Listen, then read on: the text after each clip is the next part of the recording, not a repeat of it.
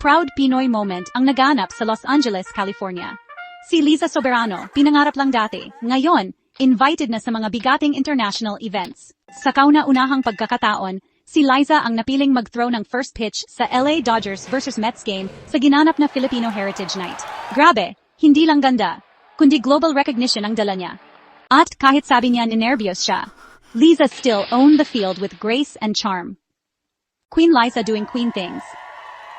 Hollywood is really taking notice. Liza is slowly becoming an international icon.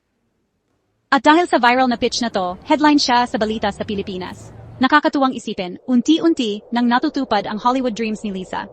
Habang si Liza ay nasa Amerika, may ganap din sa Pilipinas. Si Enrique Gil, finally, nakauwi na. Spotted siya kahapon sa Versailles Town Plaza sa Las Piñas City. Mukhang fresh, relaxed, at mukhang ready na ulit makita ang kanyang mga fans. Isa sa global spotlight, isa balikbansa na. Pero sa puso ng fans, isa lang ang tanong, kailan ang susunod na Liz Quen moment? Stay tuned.